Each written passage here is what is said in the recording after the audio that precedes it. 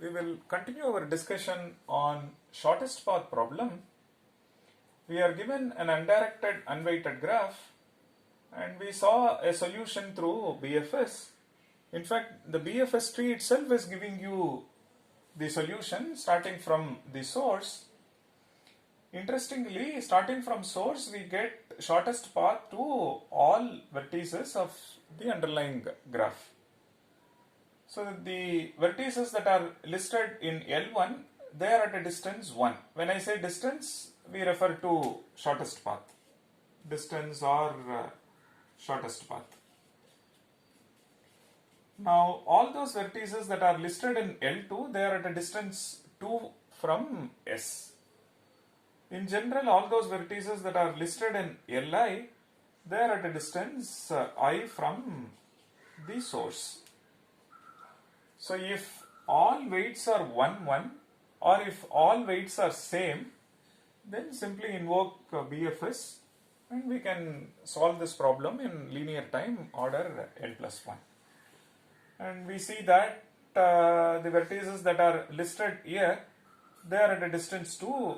There cannot be a path smaller than this. And if there was a path smaller than that, in this case, if there was a path of length 1, we could have listed them here itself. Okay. And so similar reasoning is applicable for any vertex at any level. Now we want to know, for an arbitrary graph, say something like this. Say the weights are 3, 2, 4 and 5. Okay. Now let my source vertex be A. The shortest path from S to C is this one. Shortest path from S to B is this one. And shortest path from A to D, we can go via this or via this, but the shortest path is this. So we go to C, from C we go to D. Now we want to know, can we use BFS as a black box in answering this question? Please note, when I say BFS as a black box, all that we know is the input to BFS is undirected, unweighted, and this is our BFS algorithm. Output is BFS tree. Assume it is connected. So output is BFS tree. So we cannot, when I say we are using BFS as a black box, we are passing the input as it is desired by this algorithm and we get an output. We can pre-process the input and we can process the post-processing of the output is allowed. But if it is a black box, we cannot modify the box, meaning we cannot change the code of BFS. The algorithm cannot be changed, but we can appropriately modify. For example, input is a weighted graph. Do some pre-processing and convert the weighted graph into an unweighted graph and invoke BFS. But one cannot directly pass a weighted graph to BFS black box. So can I pass this weighted graph to this? That is not permitted. BFS will not accept. So we can do some pre-processing and then invoke BFS. So now the question is, what pre-processing one should do so that we convert this into an unweighted graph, preserving some properties. When I say preserving some properties, when I get BFS tree from this algorithm, I should be able to relate to the original graph, the given graph. So that's precisely the essence. Let's make an attempt, see whether it works. So what we do is the following. A to C, I am introducing an additional vertex, and these weights are 1, 1. So if it is a weight of, if it is an edge of weight 2, then introduce one additional vertex. So for 3, I introduce 2 additional vertices. So in some sense, this edge weight is transformed into a path. Then this one I introduce 3 new vertices. This one we introduce 4 new vertices. So this is a path of length 5. So in general, you have an edge of weight x. So what we do is we introduce x minus 1, x1 to x, okay, let me say y1 to yx minus 1. We introduce x minus 1 additional vertices and create a path of length x. So all this will be 1, 1 everywhere. So an edge of weight x is transformed into a path of length x. Now you see that all edge weights are 1, 1. It is undirected, unweighted graph. Now I have modified my input into this. I can invoke BFS as a black box now. And I am doing this transformation keeping in mind that when I get back BFS tree, I should be able to output shortest path from S to all other vertices for the given graph.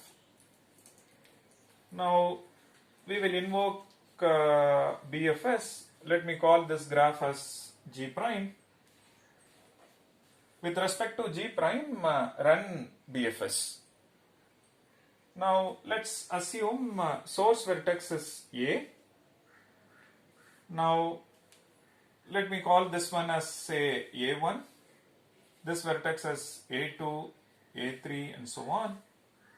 So at the first level we will have A1 and A2. Then we list the neighbors of A1. So we get C.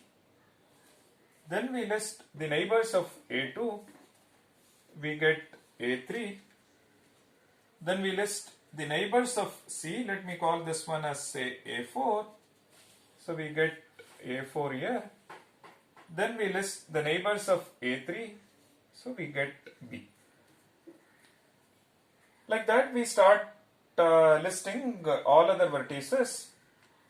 Now you can see that this one is at a distance 1. This one is at a distance 2. This one is at a distance 3 and so on. Fine. And like that we start listing all other vertices. Now from this you can construct. What is that we want? We want shortest path from A to C. It says A to C is 2. We want shortest path from A to B. A to B, it is at level 3, which means the distance is 3. So from BFS tree, one can answer shortest path from a fixed vertex to all other vertices. From whichever vertex we want to find shortest path, run BFS starting from that, and there will be other vertices. Those things we can ignore because we only need the distance from A to the vertices that we see in the graph, such as C, B, D and so on. And other vertices like A1, A2, A3, A4, all that we have introduced just to invoke BFS as a black box, those are all redundant vertices that can be ignored.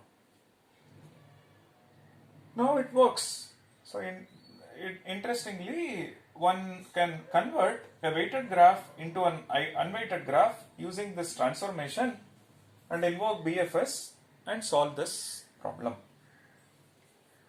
Now what about the time complexity of this algorithm? It works. Time complexity of this algorithm, or what is the size of this? So equivalently, the size of G prime. Okay. So let's look at this one in a slightly modified form. Suppose there are 4 vertices. Let me say the weight of this one is say 1000, weight of this one is say 10 power 6, this one is say 10 power 4, this one I say 2000.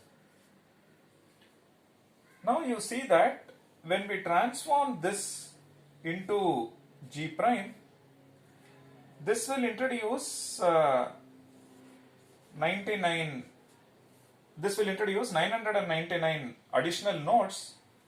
This will introduce 10 power 6 minus 1 additional nodes. This one will introduce 2000 minus 1 additional nodes. This one will introduce 10 power 4 minus 1 additional nodes. And plus whatever we have in the graph. So now there are 4 vertices. Those 4 vertices, you see that it is blown to so much. So there is a possibility that if there are n number of vertices, the cardinality of V of this may be exponential in n. For example, 4 is becoming 10 power 6 and 4 is becoming 10 power 4 and so on. You see that the size of this graph may be exponential in n. If the size of the graph is exponential in n, naturally the BFS will also take exponential in n. So although it works, the runtime is costly.